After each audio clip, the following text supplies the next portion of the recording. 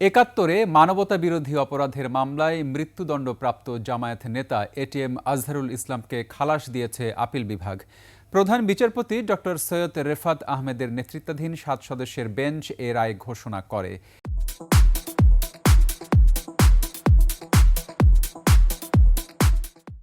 দেশের বিচার বিভাগের ইতিহাসে এই প্রথম মানবতা বিরোধী অপরাধের মামলায় মৃত্যুদণ্ডপ্রাপ্ত কোনো ব্যক্তি আপিল বিভাগের রায়ে খালাস পেলেন।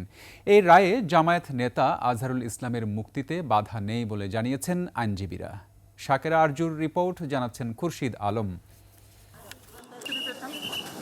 মানবতা বিরোধী অপরাধের মামলায় এর আগে জামায়াতের ৬ নেতার ফাঁসি কার্যকর হলেও এটিএম আজহারের মামলার শুনানিতে আগ্রহী দেখায়নি আওয়ামী লীগ সরকার। তবে ৫ আগস্ট শেখ হাসিনা পালানোর পর ফাঁসির দড়িতে মৃত্যুর প্রহর গুনতে থাকা এটিএম আজহার যেন নতুন জীবনের দিশা পান। তার পক্ষ থেকে রিভিউ মামলাটি শুনানির জন্য আনা হলে আবারও আপিল শুনানি করার নির্দেশ আসে সর্বোচ্চ আদালত থেকে। আপিল শুনানিতে একের পর এক উঠে আসে মিথ্যা সাক্ষী ও ৬ কিলোমিটার দূর থেকে অবিশ্বাস্য গল্প। অবশেষে মঙ্গলবার আপিল বিভাগ সর্বসম্মতভাবে সিদ্ধান্ত দেয় বিচারের নামে অবিচারের শিকার হয়েছিলেন এটিএম আজহার। জনাব এটিএম আজহারুল ইসলাম সাহেবকে সকল অভিযোগ থেকে বেকসুর খালাস প্রদান করেছে। আজকে থেকে, এখন থেকে জামায়াতে ইসলামীর সাবেক ভারপ্রাপ্ত সেক্রেটারি জেনারেল জনাব ATM Azharul Islam is an innocent man. পৃথিবীর ইতিহাসে এটি একটি নজিরবিহীন ঘটনা হয়ে থাকবে। এ রায়ে সন্তুষ্টির কথা জানায় জামায়াত। মহামান্য সুপ্রিম কোর্টের রায়ের মাধ্যমে এই সত্যই প্রমাণিত হয়েছে।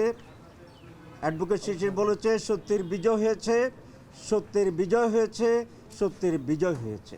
প্রসিকিউশন বলছে এ রায় নিয়ে ভবিষ্যতে কোনো প্রশ্ন উঠবে না। এটি আন্তর্জাতিক মানের একটি রায় হয়েছে। আজকের এই রায়ে বর্তমান ট্রাইব্যুনালের বিচার ব্যবস্থা এবং ভবিষ্যতে যে বিচার ব্যবস্থা হবে এটিকে আরও অনেক ইন্টারন্যাশনাল স্ট্যান্ডার্ডে উন্নীত করলো এবং জাতি সারা পৃথিবী এখন ট্রাইব্যুনালে এই রায়ের আলোকে যে বিচারগুলো দেখবে সে ব্যাপারে আর প্রশ্ন ওঠার কোনো সুযোগই থাকলো না। মুক্তিযুদ্ধে মানবতা বিরোধী অপরাধের মামলায় ২০১৪ সালে ফাঁসির রায়ের পর থেকেই কন্ডেম সেলেই কাটান জামায়াত নেতা আজহার। খুরশিদ আলম, ২১ টেলিভিশন, ঢাকা।